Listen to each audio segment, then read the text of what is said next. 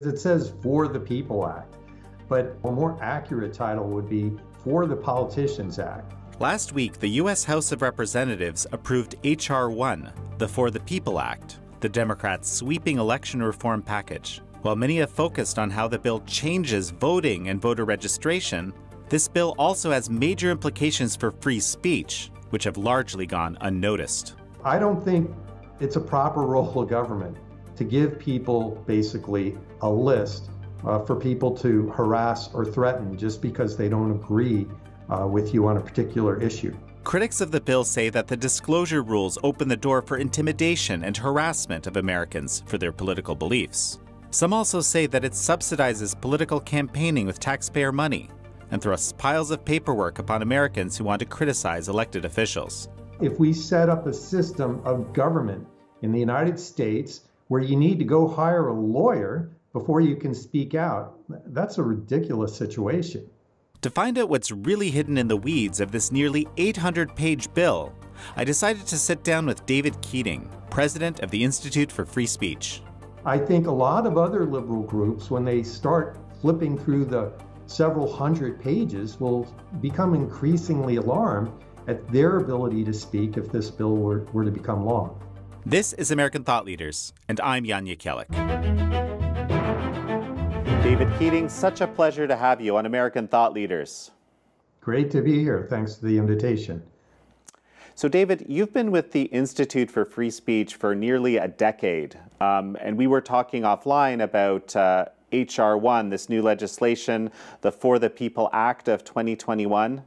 We actually have an article that goes into detail, the key things you need to know about H.R. 1 by Masuma Haque. We're going to use that as a companion article to this interview. You're seeing a lot of free speech issues here. Tell me what you're seeing. Well, it's a huge bill, and about half of the bill relates to our ability to speak out about government or candidates. And when you consider the bill is 800 pages, that means there's 400 pages of new regulations about our ability to speak out about government. And it's a nightmare, actually. At the Institute for Free Speech, we have a whole team of campaign finance experts. And it literally took us well over a week to figure out what this bill would do. Now, that's us. We're experts. Now, imagine the average person trying to start a grassroots group to say something about their government, whether it's taking out a few Facebook ads or a billboard. I don't think there's any hope they'd be able to figure it out. And I think that's a real problem. If we set up a system of government in the United States where you need to go hire a lawyer before you can speak out, that's a ridiculous situation. What would you say is one of the sort of key provisions that really jumped out at you? Well, the thing that really jumps out at me is, at first, the title, because it says For the People Act. But I actually think a better title, a more accurate title, would be For the Politicians Act, because what it does is it subsidizes the speech of people who want to run for Congress, at least the House of Representatives, and it makes it harder for everyone else to speak through setting up a maze of regulations, requiring people to fill out a blizzard of forms. And that is something that I think is the big problem. Starting from the top is essentially the bill would define any speech that's published about a member of Congress or a candidate at any time of a year. It would suddenly define that as a campaign-related activity, as if it has something to do with their reelection. In fact, we may just be upset about a bill before Congress, like the one we're talking about right now. So if we were to actually try to put out some information, whether we buy an ad or publish something on our website, we'd find ourselves having to fill out a bunch of new forms with the government. And if you look at the First Amendment, it says Congress shall make no law abridging the freedom of speech and many other protections as well, of course. So I think most of this activity, first of all, it's a bad idea to regulate this activity in the first place. We have a free speech right. We should be able to exercise it without filling out a bunch of forms that make the tax forms look simple by comparison. And then Second, if anything, we should be encouraging people to form groups and speak out about government. And this bill does the exact opposite. Wait, so basically you're saying if a congressional member says something and you criticize it, you're required to do some bureaucratic function in order to be able to be allowed to do that? Am I reading you right here? Yeah, there's a couple of things. First is there's a new part of the bill that they would like to make become law called the Disclose Act. And really, I like to call it the Expose Act, because what it would do is if you publish any sort of paid communications, so that could be a mailing, could be some internet ads, could be TV or radio ads, basically anything where you pay to publish anything. And that communication mentions a member of Congress's name, it could be interpreted the way the bill's written as somehow being a regulated activity. Now, the way the law works now is if you publish an ad and you urge people to vote for or against a candidate, or you do certain communications very close to an election, within 60 days of an election, then that's regulated. But if it doesn't do that today, then basically you can say anything you want about a bill that's pending in Congress. But the way H.R. 1 is written, if you mention the name of a member of Congress and you refer to a bill, then I think you're probably facing new regulations under this bill. And they're pretty complicated ones. So that's issue one. The second part of this bill, or not second part, one of many parts of the bill, is it would repeal what's known as the Internet exemption. Now, the Federal Election Commission in 2006 did an excellent regulation. It was supported across the board by liberals and conservatives, Republicans and Democrats. And what the Internet exemption does is that if you have an organization and you have a website or social media, you post on YouTube, if you do those postings, then you don't have to report that to the government. Well, H.R. 1 would effectively repeal the Internet exemption. So if your organization were to post information online without paying for an ad somewhere else, then that would be swept up in this new form of regulation. So organizations might have to figure out, well, what was the cost of that tweet we sent today? What was the cost of that Facebook posting? And report all of this to the Federal Election Commission. So instead of speaking, which is what we need to do about government, we'd be sitting around filling out a bunch of forms that really are pretty useless. Well, and there's also this question, right? If you fill, is it possible to fill them out wrong and then be in violation? I mean, do lawyers need to be involved? This sounds complicated to me. It is complicated, in a word. There was an interesting study done a number of years ago for the Institute for Justice, where some professors found graduate students across the country. Now, keep in mind, these are people that are going to graduate school. And they gave them various state regulations and said, look, you're setting up a ballot issue committee. Now, that's when a measure goes on the ballot to get voted on. So pretend you're forming a ballot committee and you're going to report your activity. And they gave them, 20 different things to report. And what they found out was virtually everyone got it wrong. Like everyone made some sort of mistake. So these are obviously very smart students, so they wouldn't be in graduate school in the first place, and they couldn't get it right. And let me tell you, the federal forms are no better, they're no worse. I think if an average person tried to set up a group and fill out these forms, I think it's virtually certain they would make a mistake. In fact, there are all kinds of traps in this bill, not just the forms itself, but just the idea that somehow some provision in the law, it just doesn't make any sense. For example, let's say you set up a think tank 5 years ago, and then you left the think tank. Well, then your brother decides to run for U.S. Senate. Well, if that think tank then publishes something mentioning a bill your brother may want to sponsor or has sponsored, that think tank could be swept into this regulations in H.R. 1 about somehow coordinating with the candidate. A lot of the provisions in here are not intuitive at all. It's not something where you'd say, well, gee, I'm doing this. There's probably something I need to report. No, you probably wouldn't even think about it. Well, okay, so let's look at this briefly. I mean, presumably elements of this bill are well-intentioned or have in this case, probably what they're trying to do is to try to stop this kind of coordinated action like you're describing. But you're saying that the language creates problems in actually achieving that, or is this a bad idea in itself? Well, look, if you have contribution limits and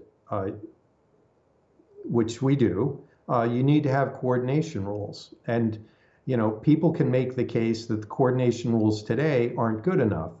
But, and that may or may not be true. I think there probably are some areas where they could make them simpler and yet more effective at the same time. But what the bill does is it makes them way more complicated and covers things that would not be intuitive. For example, if you worked for somebody, let's say you worked for someone a few years ago, and then that person becomes a candidate, somehow that you have information about their plans for their campaign. I mean, that's just crazy. I think what they should have done is take a much more targeted approach. And instead, they tried to think of every possible thing that might happen someday and tried to write a bill for it. And when you do that, you wind up capturing way too much activity. Another thing that's a key measure of concern is about how the bill would actually force organizations to report misinformation about their contributors, for example. The new parts of the bill that would require more disclosure of contributors is not very well tailored at all. So let's say there's an advertisement, you have to report that advertisement where you're urging a member of Congress to vote for or against a bill. And then you have to decide, well, which donors are we reporting? Well, the bill would basically say, all the donors over a certain dollar threshold, whether or not those donors gave for the advertisement. In fact, some of the donors may have specifically given for another program that your organization is working on, yet they would be reported as somehow being associated with that advertisement. So that's disinformation one. It would be misleading the people reading the report. The second problem is many of these ads would require you to list the donors on the ads themselves. So again, you'd have the same problem of donors being associated with ads that they may not have even seen or may not even agree with.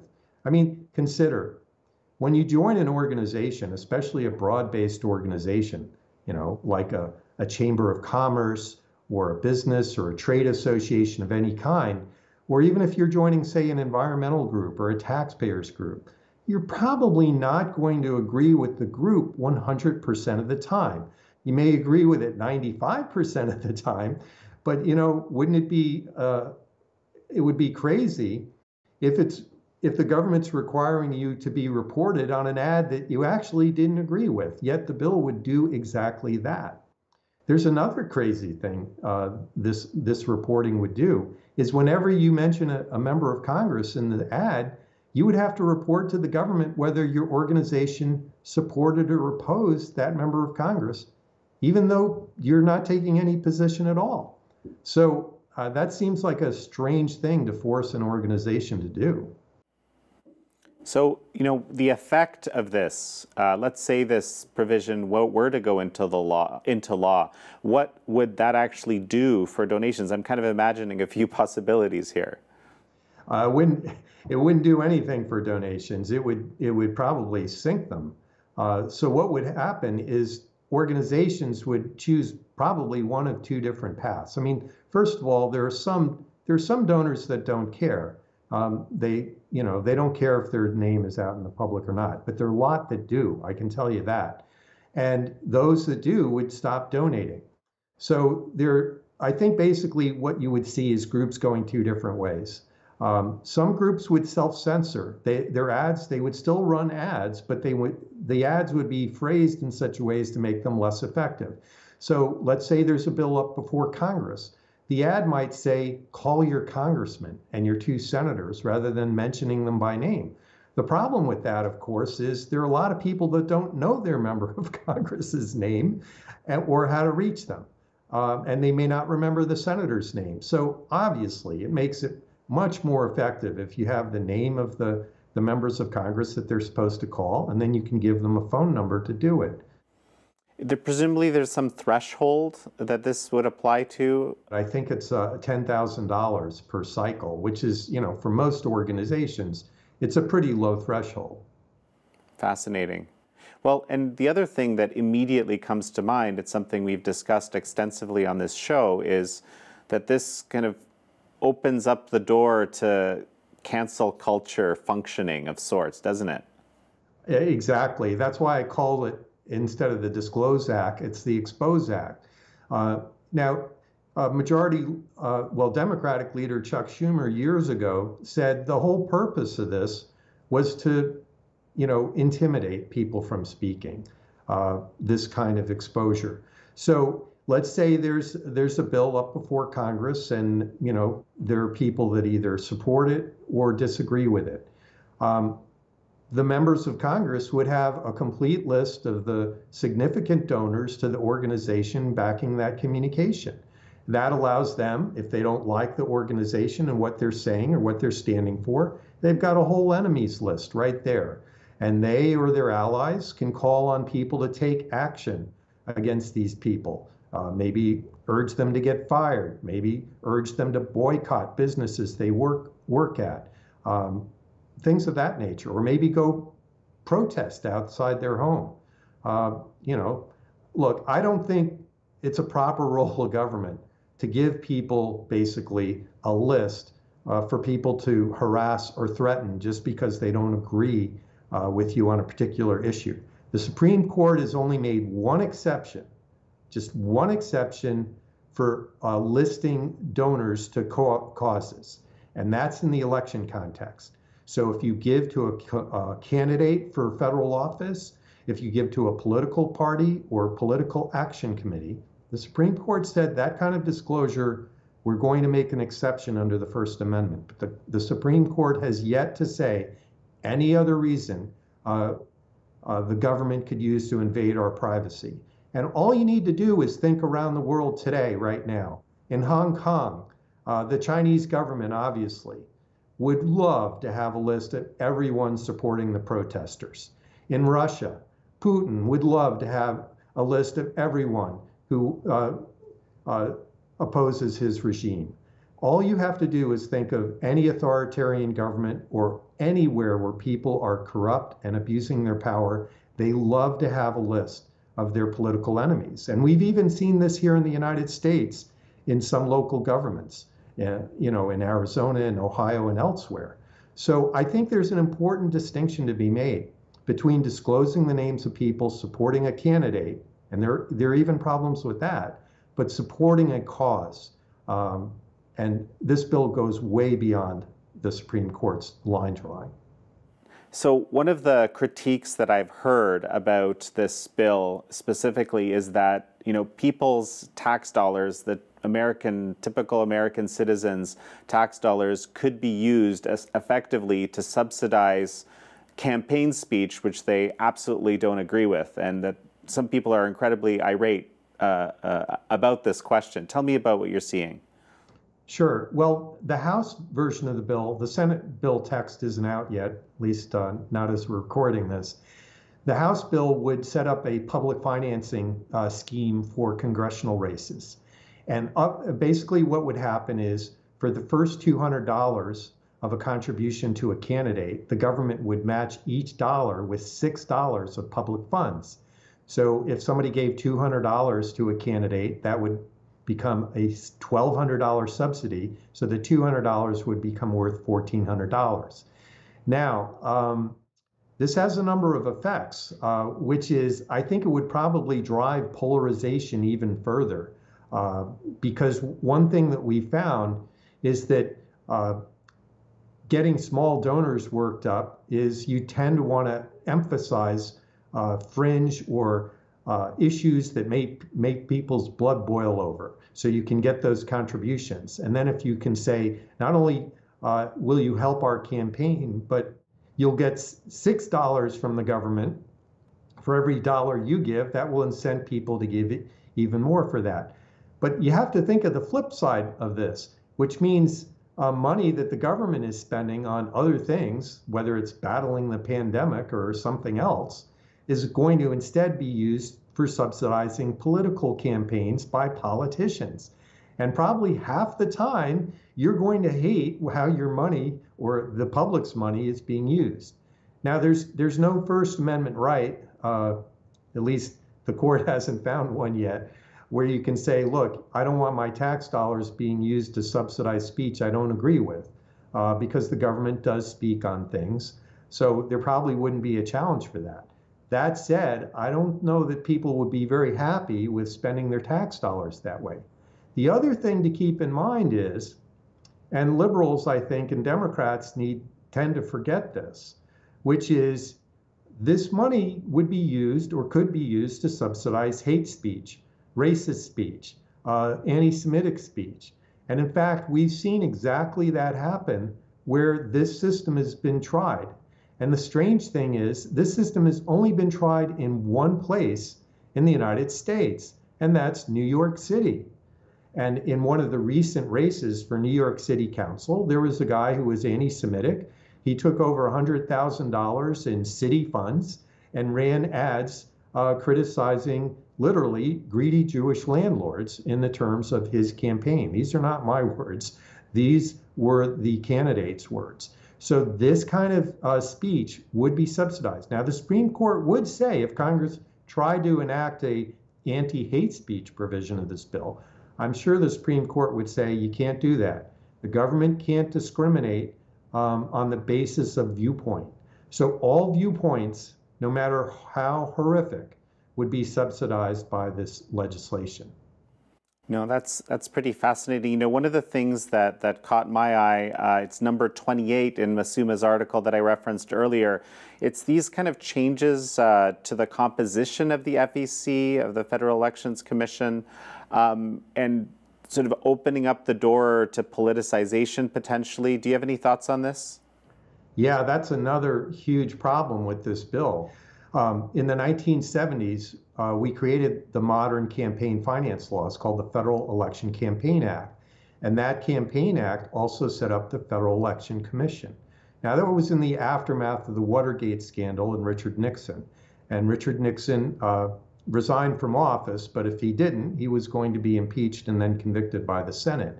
And in the articles of impeachment, one of the things that he was accused of was making an enemies list and using the powers of government to go after his political enemies. And in particular, in the articles of impeachment, they listed the Internal Revenue Service.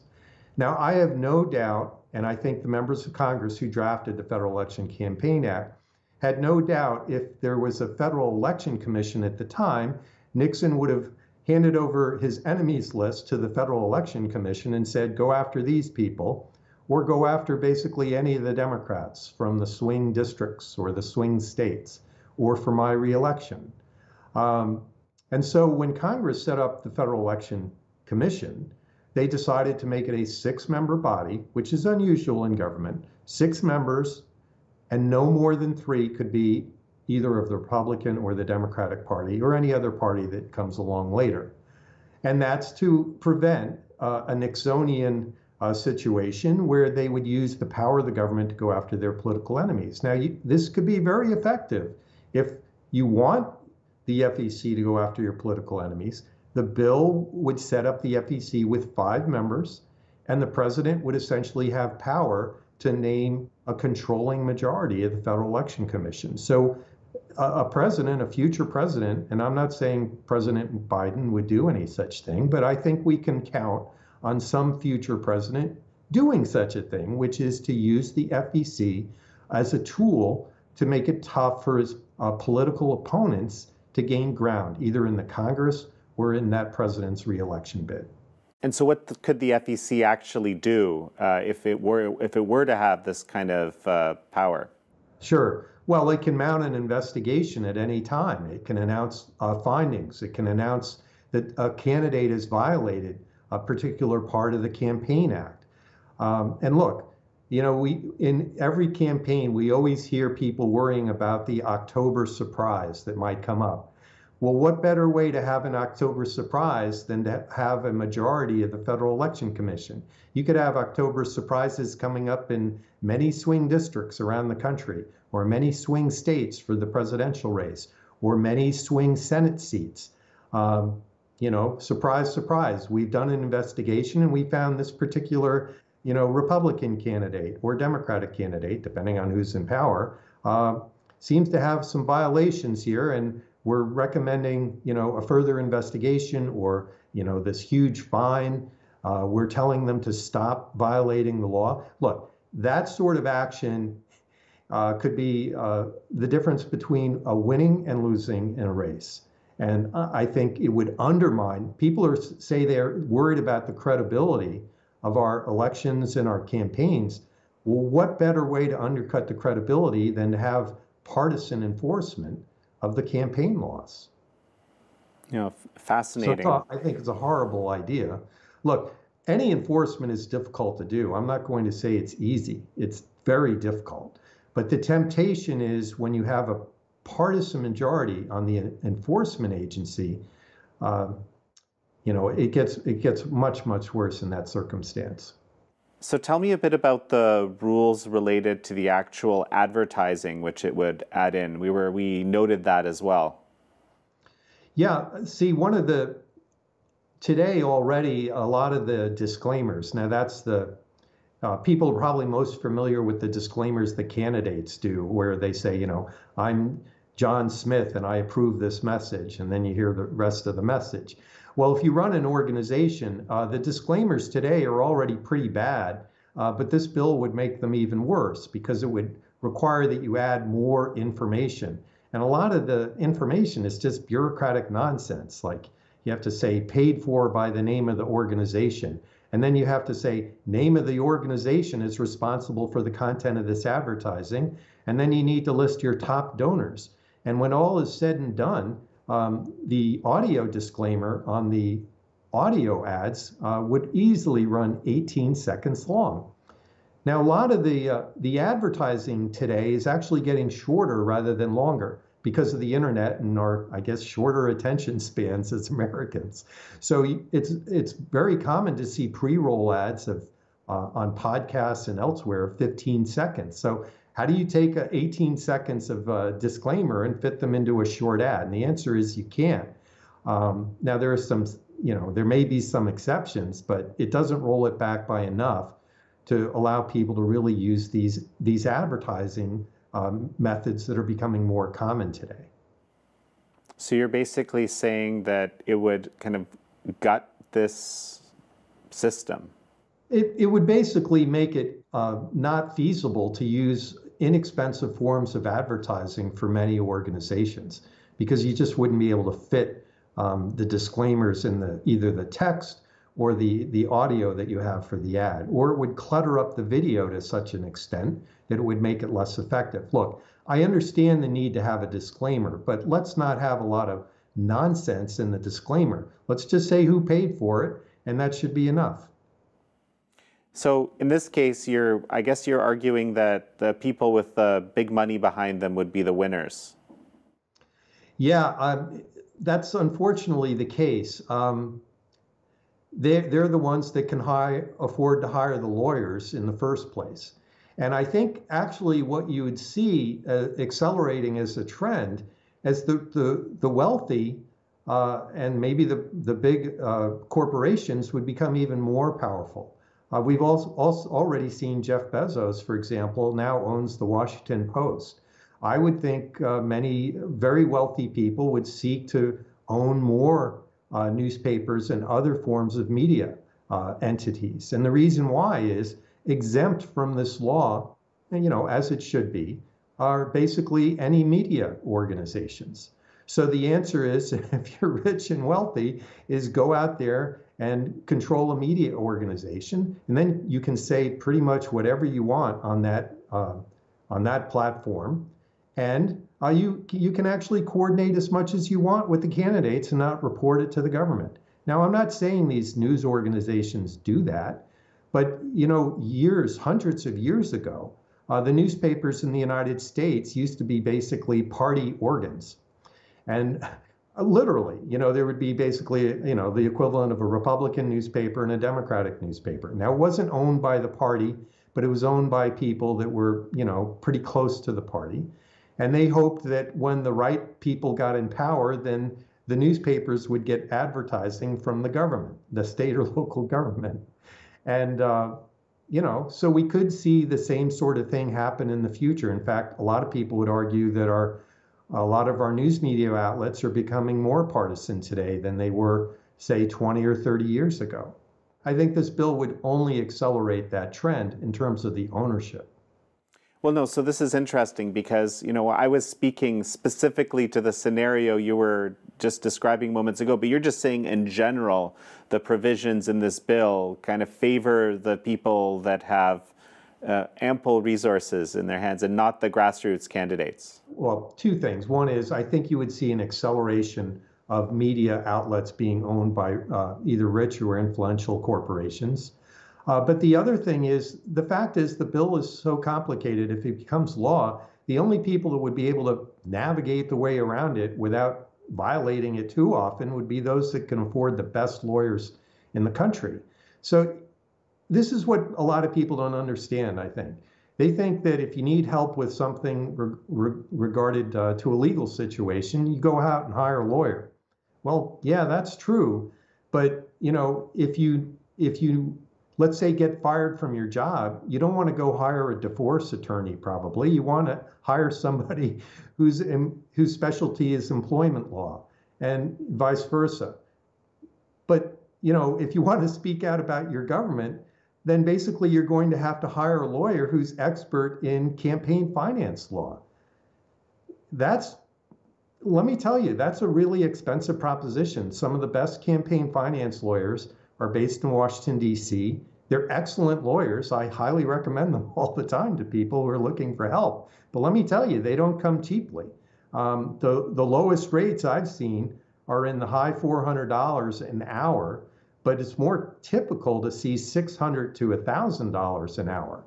And look, if you're running a grassroots organization, you may only have a few $1,000s. And the idea of spending $600 an hour to get advice on your few $1,000s of expenditures, most people are going to say, this is too complicated. They'll do it and then they'll run into trouble. And then after the experience, they'll swear it off and tell all their friends, I'll never become involved in speaking out about my government again. I mean, that's what we're going to see people say. And that would break my heart. And I think that should break everyone's heart who's concerned about free speech. We want people to start groups. We want people to speak out about their government. If they want to form a small group, they should be able to do that. And this bill really would kill that kind of activity. So in terms of the impact on free speech, and I know you look at any major legislation that looks like it has a chance of being successful from the angle of free speech, where does this bill rank over in the past years, the stuff that you've been looking at? Well, this is the worst bill I've seen since the 1970s.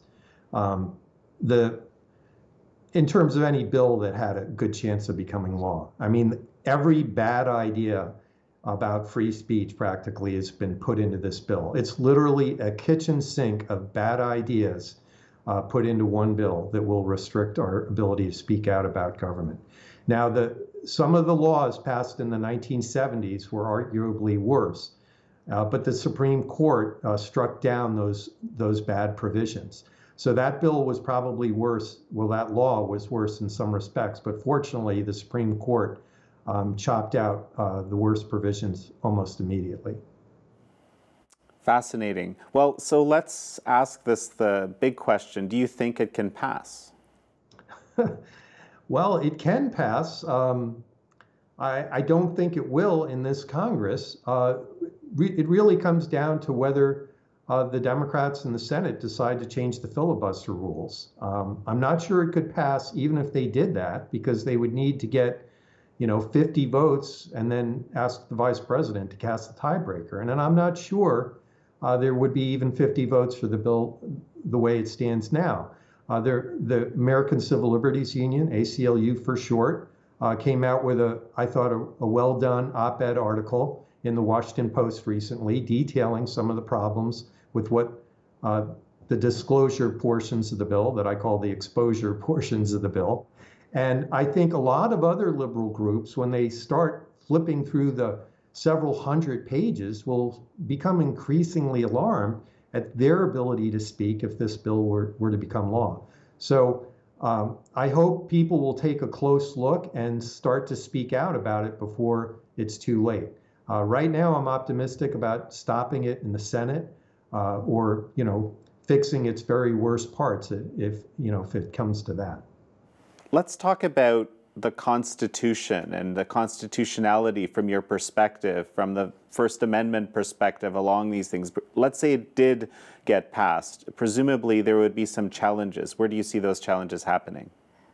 Well, actually, the bill regulates that too, which is, I think, actually a bad thing. It forces anyone who has a challenge to litigate the challenge in the District of Columbia and the District of Columbia Appellate Court as well.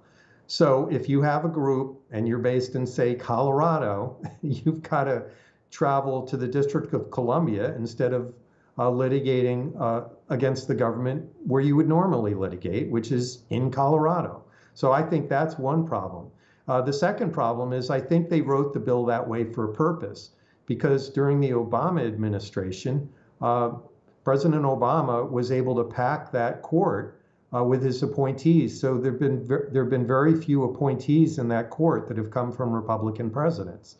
Now, look, we don't have Republican judges or Democratic judges, but certainly judges may have different philosophies about how to apply the rule of law. And I'm not saying every case would be a loser, but I think it would be definitely harder to win in that District of Columbia Appellate Court. And of course, as we all know, the Supreme Court gets thousands of appeals a year. There's nothing in this bill that would require the Supreme Court to take an expedited look or even prioritize an appeal on this bill if it becomes law. Now, that's not the case. Previous versions of the Federal Election Campaign Act have always put a priority on constitutional appeals and allowed it from other parts of the country. But this bill, if it becomes law, would require you to make your challenge only in the District of Columbia. Very, very curious. Where do you think the initial constitutional challenges would be to this bill? Well, I think the things would be first are the regulations on speech outside the election context. And that's basically, I spoke earlier, how this bill basically regulates speech at any time of year when you mention a member of Congress in the bill. Now the supporters will say, well, it doesn't do that. But when you get right down to it, when you read the bill itself, you can't say what would be covered and what wouldn't. So the safest thing to do would be to assume it's always covered. And I think that would have the first challenge. I think the Supreme Court would say it is unconstitutional, but I can't guarantee that. And that's probably the part of the bill that worries a lot of groups across the spectrum the most. There are plenty of groups that don't speak out about candidates. They don't endorse candidates. They don't try to tell voters, we think you should vote for this candidate or that candidate. But they care very much about an issue, whether it's the environment or taxes or abortion or guns, you name it. There's a group in the United States literally on every issue. And all of those groups, there are thousands of groups, all want to be able to say something about that issue. So I think that's probably the most important and most troublesome part of the bill. Regulating the ability of those advocacy groups to get up and advocate for their cause. And so my hope is the court will say, look, when we drew that line in 1976, and again in 2003, or whenever they decided that last case on the last bill passed by Congress, the line we've drawn is if it talks about an actual election of a candidate, then okay, Congress can require these forms of disclosures. But outside that, no, it can't. You know, this just sounds like all the folks working on election law in D.C. are going to would get a really huge amount of business, right? Yeah, the law firms would have a field day with this. This would be like selling, ice cream on the boardwalk on a hot summer day, but instead of like, a couple bucks for an ice cream pop or something, or a few bucks, it'd be thousands of dollars in legal bills for even the simplest questions that many groups will have. As complicated as this bill would make the law, the current law we have today is already horrible. This would just make a bad situation even worse. Basically, anytime you speak out and mention the name of a member of Congress, you're going to have to hire a lawyer. And that's a terrible, terrible thing, I think. So, David, any final thoughts before we finish up? Well, I just hope members of Congress, I'm pretty confident there wasn't a single member of the House, or if there were, only a handful, that read all the provisions that affected the free speech that we have and hold precious today. I hope the senators and their staff aides will take a really close look at this bill and will conclude, as I think any reasonable person who has, that there are many, many problems in this bill. This is not something that should have been rushed through in a matter of a few weeks with no hearings, which was the case in the House. It needs careful deliberation, and I think they really should scrap all the provisions in the bill that would suppress our ability to speak out about government. Well, David Keating, it's such a pleasure to have you on. Great. Thank you for having me.